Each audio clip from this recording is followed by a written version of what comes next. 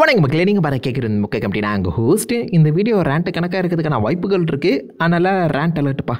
இப்போ லேட்டஸ்ட்டாக ஒரு அப்டேட் வந்துருந்துச்சுங்க. அதை பேஸ் பண்ணி தான் இந்த வீடியோ ரெடி பண்ண ஆரம்பித்தேன். வுல்வரின் வெர்சஸ் ஹல்க். ஆப்வியஸாக நம்ம டெட்பூல் வெர்சஸ் வுல்வரினுங்கிற ஒரு படம் எந்த அளவுக்கு மிகப்பெரிய பாக்ஸ் ஆஃபீஸ் கலெக்ஷன் அடிச்சுன்னு நல்லாவே தெரியும். கிட்டத்தட்ட ஒரு கல்ச்சரல் ஈவெண்ட்டாகவே மாறிச்சு. அதுவும் முக்கியமாக நம்ம ஹியூ ஜாக்மேன் வுல்வரினா ரிட்டர்ன் ஆனதை ஃபேன்ஸ் கொண்டாடி தீர்த்துட்டாங்க. இனிமேல் இவரை தான் அங்கே வுல்வரினா பார்க்கணும் அப்படின்னு சொல்லி கேட்க அப்கமிங் நிறைய ப்ராஜெக்ட்ஸில் டெட்பூல் அண்ட் வுல்வரின் கண்டிப்பாக இடம் பெறுவாங்க அப்படிங்கிற மாதிரியும் சில இடங்களை மென்ஷன் பண்ணியிருக்காரு. ஸோ வுல்வரினா நீங்கள் தொடர்ந்து பார்க்க தான் போகிறீங்க. அந்த கேப்புக்கு நடுவில் இன்னொரு முக்கியமான அப்டேட் கஷ்டி வந்திருக்கேன். வுல்வரின் வெர்சஸ் ஹல்க். இன்னைக்கு நேற்று இல்லைங்க, ஒரு 2-3 வருஷமாக இந்த அப்டேட் சுற்றிக்கிட்டு தான் இருக்குது. இப்போ கொஞ்சம் அதிகமான அவுட்லெட்ஸ் வந்து பார்த்தீங்கன்னா இதை பற்றி பேச ஆரம்பிச்சிருக்காங்க. ஆப்வியஸாக நம்ம கெவின் ஃபெகே வுல்வரினை பேஸ் பண்ண ஒரு முக்கியமான ஹல்க் ஃபைட் வந்து பார்த்தீங்கன்னா கன்சிடர் பண்ணிட்டு இருக்காராம். இதுக்கான அடித்தளத்தை டெட்பூல் அண்ட் வுல்வரின்லேயே நீங்கள் பார்த்துருப்பீங்க. ஒரு பஞ்சு கூட கொடுக்காம அந்த ஃபைட்டை தப்புன்னு முடிச்சிருப்பாங்க. பிகாஸ் உண்மையிலே இந்த ஃபைட்டை இன்னும் எலாபரேட்டாக ஒரு படமாகவே காட்டலாம் அப்படிங்கிற தாட்லாம் மார்வல் இருக்காங்களாம்.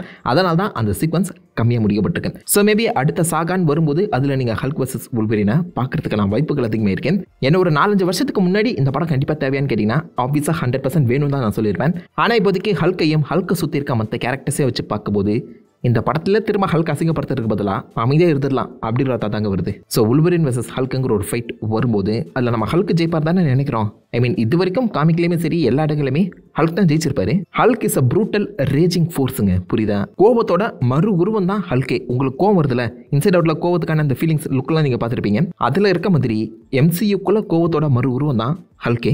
எல்லாருக்குள்ளேயும் ஒரு ஹல்க் இருக்குன்னு சொல்கிறதுக்கான காரணம் உங்களுக்குள்ளேயும் கோவம் இருக்கும். அந்த கோவத்துக்கு ஒரு உருவம் கொடுத்தா எப்படி இருக்குமோ அதான் ஹல்க். உங்கள் கோவத்தை உங்களால் கட்டுப்படுத்த முடியாதுல்ல, கட்டுப்படுத்த முடியாமல் வந்தால் தான் அது பேர் கோவம். அந்த மாதிரி ஹல்கையுமே யாராலுமே கட்டுப்படுத்த முடியாது. அவர் என்னதான் இந்த பக்கம் அவெஞ்சர்ஸ் கூட ஹெல்ப் பண்ணி சண்டைக்கு போகிறாருங்கிற மாதிரி உங்களுக்கு தோணாலும் டெக்னிக்கலாக ஹல்க் அந்த இடத்துல அவெஞ்சர்ஸை காட்டிலும் மற்றவங்க மேலே அதிகமாக காண்டில் இருக்காரு. ஸோ இதில் இருக்க அந்த எதிரிங்க மேலே அவர் அதிகமான காண்டை வெளிப்படுத்துறாரு. அந்த காண்டு அவெஞ்சர்ஸ் மேலேயும் திரும்பலாம். திரும்பாத வரைக்கும் பிரச்சனை இல்லை. பட் ஹல்கோட கோவத்தை யாராலுமே கட்டுப்படுத்த முடியாது. இது வரைக்கும் நம்ம ஹல்கை அந்த மாதிரி எங்கேயுமே பெருசாக பார்க்கவே இல்லை. Maybe incredible Hulk and Avengers 1 இல்லை எக்ஸப்ஷனாக சொல்லலாம். அவெஞ்சர்ஸ் 1க்கு அப்புறம் ஹல்கோட அந்த ஸ்டோரி லைனுங்கிறது டவுன்வர்ட் பார்த்தா தான் நோக்கி போயிட்டு இருக்கு. பள்ளத்தாக்கிலே விழுந்துருச்சு. ஐ மீன் என்னை பொறுத்த வரைக்கும் இப்போதைக்கு MCUக்குள்ள ஹல்கே கிடையாதுங்க. ஹல்க் செத்துட்டாரு. ப்ரூஸ் பேனர் ஹல்கோட பாடியை கண்ட்ரோல் பண்ணிட்டு இருக்காரு. அவ்வளவுதான். ஹல்க்குங்கிற ஒரு கேரக்டரே இப்போதைக்கு MCUக்குள்ள இல்லைங்கிறத நீங்க எழுதி வச்சுக்கலாம். ப்ரொஃபசர் ஹல்க்னு சொல்லி ஒரு கேவலத்தை பண்ணிட்டு இருக்காங்க. காமிக்லேயே அந்த ப்ரொஃபசர் ஹல்க் வந்து பார்த்தீங்கன்னா ஒரு 10 இஷ்யூவை தாண்டல. ஃபேன்ஸே எங்களுக்கு இதெல்லாம் தேவையில்லைன்னு சொல்லி ஒதுக்கித்தல. அதுக்கப்புறம் திரும்ப பழைய ஹல்க் வந்து பார்த்தீங்கன்னா இருக்கிறாங்க, சேவேஜ் ஹல்க்னு. அதாவது ப்ரொஃபசர் ஹல்க்கு அப்புறம் தான் ஒரு பயங்கரமான ஹல்க் நீங்க காமிக்லேயே பார்த்துருப்பீங்க. பட் இப்போ வரைக்கும் ஹல்கை ஒரு குழந்தை புள்ளியாக தான் நடத்திட்டு இருக்காங்க. ஹல்கை மட்டும் இல்லை, ஹல்கை சுற்றி இருக்க மற்ற கேரக்டர்ஸுமே சேர்த்து தான் சொல்கிறேன். நம்ம ஷீ ஹல்க் அந்த சீரீஸை பார்த்துருப்பீங்க. எப்படி இருந்துச்சு நான் சொல்லி தெரிய வேண்டிய அவசியமே கிடையாது. ஹல்கே பரவாயில்ல அப்படின்னு சொல்லிடலாம். அது மட்டும் இல்லாமல் இப்போ வரப்போகிறேன் ரெட் ஹல்க். ரெட் ஹல்க் ஆக்சுவலாக நம்ம கேப்டன் அமெரிக்கா சாம் வில்சன் கிட்டேயே அடி வாங்கி படுக்க போகிறாரு. ஆல்ரெடி நம்ம பச்சை ஹல்க் வந்து பார்த்தீங்கன்னா அயர்மேன் கிட்ட அடி வாங்கிட்டாரு. இப்போதைக்கு சிவப்பு ஹல்க் கேப்டன் அமெரிக்கா கிட்ட அடி வாங்குற மாதிரி தான் காமிக்கவே போகிறாங்க. ஸோ ஹல்கை மட்டும் இல்லை, ஹல்கை சுற்றி இருக்க மற்ற எல்லா கேரக்டர்ஸுமே டம்மி பண்ணி தான் வச்சுருக்காங்க. ஏன்னு சத்தியமாக எனக்கு புரியல. அவெஞ்சர்ஸ் ஏஜ் ஆஃப் அல்ட்ரானில் லைட்டாக நீங்கள் அந்த கோவப்பட்ட ஹல்க் எப்படி இருப்பாருங்கிறத டீசராக பார்த்துருப்பீங்க. வாண்டா ஹல்கோட மூலியை குழப்பி விட ஹல்க் வந்து பார்த்தீங்கன்னா அவுட் ஆஃப் கண்ட்ரோலில் போய் இருக்க எல்லா விஷயங்களுமே அடிச்சு தோசம் பண்ணிட்டு இருப்பாரு. அப்போ தான் ஹல்க் வர்சஸ் ஹல்க்குங்கிற ஒரு ஃபைட்டை நீங்கள் பார்த்துருப்பீங்க. அதில் சந்தோஷப்பட்டு நம்ம என்னதான் அயன்மேனுக்கு விசில் அடித்தாலும் உண்மையிலே அங்கே ஹல்கை கேவலப்படுத்திருக்காங்கன்னு நிறைய பேருக்கு புரியாமல் இருக்குது. அந்த இடத்துல இருக்க ஹல்கோட மென்டாலிட்டி ஓகே, பட் டெக்னிக்கலாக ஹல்கை அயன்மேன் தொற்றுக்க கூட கூடாது. ஹல்க் நினச்சா அயன்மேனோட மொத்த ஆர்மரையுமே பாட்டாக பிரித்து போட்டிருக்கலாம். அந்த இடத்துல ஆப்வியஸாக என்ன தான் இந்த பக்கம் நம்ம ஹல்கை கட்டுப்படுத்துறதுக்காகவே வெரோனிகா ஆர்மரை ப்ரூஸ் பேனர் ரெடி பண்ணியிருக்காரு அப்படின்னு சொல்லியிருந்தாலும் ஹல்கோட மூமெண்ட்ஸை யாராலுமே ப்ரெடிக்ட் பண்ண முடியாதுங்க. அவராலேயே முடியாது. அந்த இடத்துல ஹல்க் ஆக்சுவலாக அயன்மேனோட ஆர்மரை அக்கா பிச்சு போட்டு இருந்தாருன்னா அது பர்ஃபெக்டாக இருந்திருக்கும். அதேமே இல்லை, ஓகே நம்ம அயன்மேனுமே கெத்தாக காமிக்கணும்னு எதிர்பார்த்திருந்தா கூட ஃபைனலாக இந்த ஒரு ஷாட்டை அவங்க ப்ளேஸ் பண்ணியிருக்கவே கூடாது. அதாவது லிட்டரலி அயன்மேன் ஹல்கை நாக் டவுன் பண்ணுற மாதிரி காமிச்சது. ஹல்கே ஒரு சுயநினைக்கு வந்துட்டு திருத்திட்டாரா அப்படிங்கிற மாதிரி காமிச்சதா கூட ஓகே. பட் ஹல்க் பஸ்டர்கிட்டயே ஹல்க் அடி வாங்கிட்ட அப்புறம், தானஸ் கிட்டேயே ஹல்க் அடி வாங்கிட்ட அப்புறம், தோர் கிட்டேயே ஹல்க் அடி வாங்கிட்ட அப்புறம், ஷீ ஹல்க்கு கிட்டேயே ஹல்க் அடி வாங்கிட்ட அப்புறம் வுல்வரின் வெர்சஸ் ஹல்க்குங்கிறது தேவையா? அப்படி வந்தாலும் யார் ஜெயிப்பா நீங்கள் நினைக்கிறீங்க? இப்போ இருக்க அந்த கதையோட்டத்தின்படி ஆக்சுவலாக வுல்வரின் தான் ஜெயிப்பார். ஏன்னா வுல்வரினுக்கு தான் அதிக மாஸ் இருக்குது. வுல்வரினை பார்க்க தான் எனக்கு தெரிஞ்சு முக்கால்வாசி கேரக்டர்ஸ் வருவாங்க. ஹல்க்குன்னு ஃபேன்ஸ் இருக்க தான் செய்கிறாங்க. பட் MCU ஹல்க்கு கிடையாது. காமிக் ஹல்க்குக்கு, அனிமேஷன் ஹல்க்குக்கு, கேம் ஹல்க்குக்கு ஹல்கை நல்லா காமிச்சிட மாட்டாங்களா, ஹல்கை கெத்தாக காமிச்சிட மாட்டாங்களான்னு சொல்லி ஏங்கிற ஃபேன்ஸ் தான் இப்போதைக்கு MCUக்குள்ள இருக்காங்களே தவிர்த்து உண்மையாகவே ஹல்கை பார்த்து கெத்ராம அப்படின்னு சொல்கிற ஹல்கே கிடையாதுங்க. எங்கே முடியும் போது எல்லா கேரக்டர்ஸ்க்குமே ஒரு எண்டிங் பாயிண்ட்டோ இல்லை அவங்க கேரக்டர் ஆர்க்கு முடிவின் பாயிண்ட்டோ இல்லை பீக் ஆகிற பாயிண்ட்டோ இருந்துச்சு. ஆனால் ஹல்க்கு அப்படி இல்லை. என்ன கேட்டிங்கன்னா ஏஜ் ஆஃப் அல்ட்ரானுக்கு அப்போ நீங்கள் என்ன ஹல்கை பார்த்தீங்களோ அந்த ஹல்க்கு தான் இப்போ வரைக்கும் இருக்காரு. அவெஞ்சர்ஸ் 1ல் கூட ஹல்க்கு கொஞ்சம் டம்மியாக தான் காமிச்சிருப்பாங்க, நீங்கள் எடுத்துக்கலாம். பட் ஹல்கோட மாஸ் சீக்வன்ஸ், எலிவேஷன் சீக்வன்ஸுங்கிறது அதிகமாக இருந்துச்சு, பெஸ்ட்டாக இருந்துச்சு. ஐ எம் ஆல்வேஸ் ஆங்கிரின்னு சொல்லப்படுற அந்த சீக்வன்ஸே எனக்கு போதுமானதாக இருந்துச்சு. அவெஞ்சர்ஸ் 1ல் ஹல்கோட கெத்தாக அந்த ஸ்ட்ரென்த் வந்து சூப்பராக காமிச்சிருந்தாங்க. பட் அதுக்கப்புறம் வந்து எந்த ஒரு படத்துலையுமே ஹல்க்கு தெளிவாக ப்ரெசென்டே பண்ணலங்க. ஹல்க் ஒரு காமிக் ரிலீஃப், வடிவேலு, சந்தானம், சூரி மாதிரி வர படங்களில் ஹல்க் ஒரு காமிக் ரிலீஃபாக தான் இப்போதைக்கு யூஸ் பண்ணிட்டு இருக்காங்க. குழந்தைங்க வந்து ஹல்கை பார்த்தா சிரிப்பாங்க, பட் உண்மையிலே அப்படி இருக்கக்கூடாது. ஹல்கை பார்த்தா பயப்படணும். உங்கள் கோவத்தை உங்கள் மேலே கோவப்பட்டா சிரிப்பீங்களா? நீங்கள் யார் உங்கள் மேலே கோவப்பட்டாலும் அவங்கள பார்த்து பயமோ பதட்டமாக தானே வரணும். அதை தான் ஹல்க்குமே காமிக் புக்கில் உங்களுக்கு கொடுப்பாரு.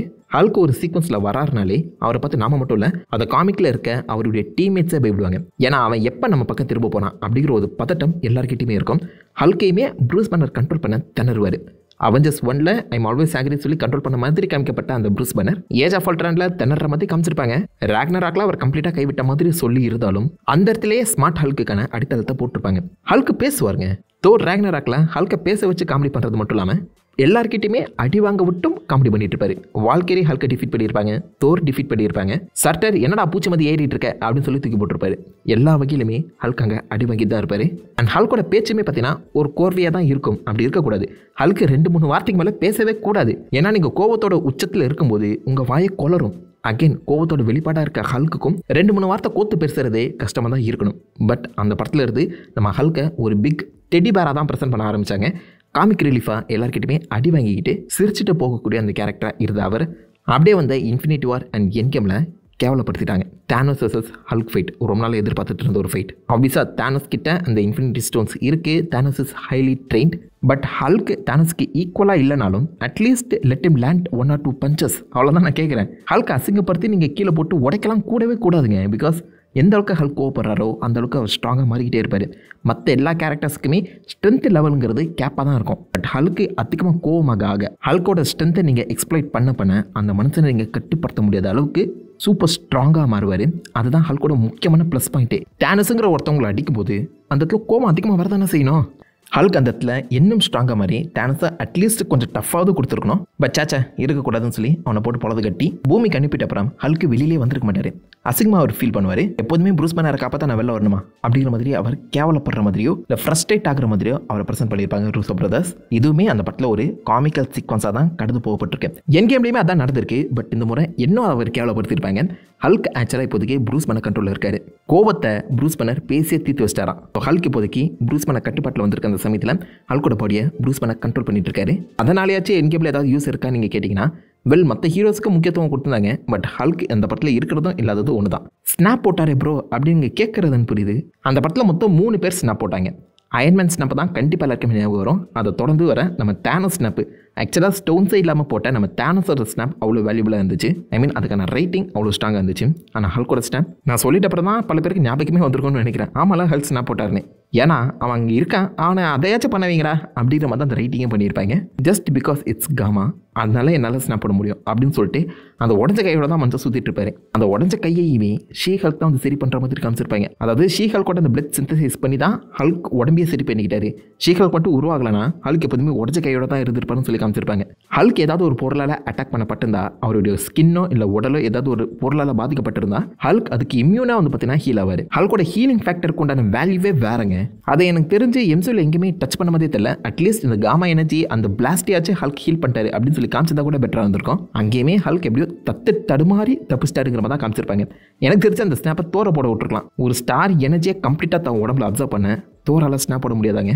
அந்த சமயத்தில் அவர் வந்து ரெடியாக இல்லை, டிப்ரெஷனுக்குள்ளே போயிருந்தாலும் தோரால் அதை அசால்ட்டாக சமாளிச்சிருக்க முடியும். ஏன்னா சூரியன்லேருந்து அவ்வளோ காம எனர்ஜி வருது. ஹல்கை இதுக்காச்சும் யூஸ் பண்ணிக்கலாம் அப்படிங்கிற மாதிரி தான் யூஸ் பண்ணவே பட்டிருக்காரு இப்போ வரைக்கும் எம்சிக்குள்ள. ஹல்கோட கேரக்டர் எங்கேயுமே டெவலப் பண்ண மாதிரியும் தெரில, அந்த கேரக்டருக்கு வேல்யூ ஆட் ஆன மாதிரியும் தெரில. 2 முக்கியமான காரணம் தான் நான் சொல்லுவேன். ஒன்று ஆப்வியஸாக பெட்டி ராஸா ஹல்கிட்டேருந்து பிரிச்சது. அந்த இடத்த நிரப்புறதுக்காக நம்ம பிளாக் விடோவை கூட்டிகிட்டு வந்திருந்தாலும் பெட்டி ராஸ் வேல்யூ வராதுங்க.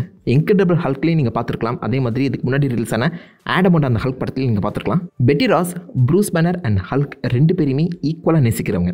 2 பேருமே ஆக்சுவலாக பெட்டி ராஸோட பேச்சு கேட்குறவங்க. ஹல்கோட கீ டு சக்ஸஸே பெட்டி ராஸ் தான். பெட்டி ராஸ் இல்லாமல் எம்சியூவில் கதை எழுதுனது தான் ஹல்கோட வீக்னஸ் அண்ட் டவுன்ஃபாலுக்கு ஒரு முக்கியமான காரணமாக அமைஞ்சது. அதை சமாளிக்கிறதுக்கு பிளாக் விடோ வந்திருந்தாலும் அது எந்த ஒரு வகையிலுமே ஹல்கையோ இல்லை பிளாக் விடோயோ பாதிக்காத மாதிரி தான் அமைச்சிருக்காங்க. அந்த ரைட்டிங் 2 பேர் கேரக்டருமே பெருசாக பாதிக்காத மாதிரி தான் கொண்டு போயிருக்காங்க. சரி, ஹல்க்கு சக்காருக்கு போயிட்டாரு, அங்கேயாச்சும் கெத்தா காப்பாங்களே எடுத்து பார்த்தா அங்கேயே போய் நம்ம தோற்கிட்ட அடி வாங்கிட்டு இருக்காரு. ரொம்ப முக்கியமான கதை காமிக்ல வந்து பார்த்தீங்கன்னா ஆயிரக்கணக்கான இஷ்யூஸ் ஹல்கை பேஸ் பண்ணி கேரக்டர் டெவலப் பண்ணுற மாதிரி அமைஞ்சிருந்தாலும் ஹல்கோட முழு கேரக்டர் டேர்னிங் பாயிண்ட்டுங்கிறது சக்காரில் தான் அமைஞ்சிருக்கும். பிளானட் ஹல்க் ஸ்டோரி லைன் அந்த கதையை அடாப்ட் பண்ணுறாங்கிற பேரில் டைக்கா வைட்டிட்டி என்னை பொறுத்த வரைக்கும் தோர் ராக்னராக்ல கம்ப்ளீட்டாக ஹல்கை செஞ்சு விட்டுருப்பாருங்க. மற்ற கேரக்டர்ஸ்லாம் ஓகே, நம்ம தோர் வால்கெரி இவங்களுக்கு எல்லாருமே டெவலப்மெண்ட் நல்லா தான் இருக்கும். அந்த மொத்த படவுமே செம்ம வைபாக தான் இருக்கும். பட் அந்த வைபுக்குள்ளே ஹல்கை கேவலப்படுத்தி வச்சிருக்கீங்களாடா. ஹல்கை மட்டும் இல்லை, ப்ரூஸ் பேனரையுமே சேர்த்து தான் கேவலப்படுத்தியிருப்பாங்க. இத்தனை PhD இருந்து என்ன உனக்கு ஒன்றுமே தெரியல அப்படிங்கிற மாதிரி அசால்ட்டாக போகிற போக்கில் சொல்லிட்டு போயிருப்பாங்க. பட் அந்த படத்தோட வைபில் நீங்கள் அதை கண்டிப்பாக மறந்துருப்பீங்க. பிளானட் ஹல்க் ஸ்டோரி லைனுங்கிறது டச் பண்ணப்பட்டிருக்கு. ஆனால் அந்த ஃபுல் பொட்டன்ஷியலை நம்ம மார்வலால் அங்கே எக்ஸ்ப்ளைட் பண்ண முடியல.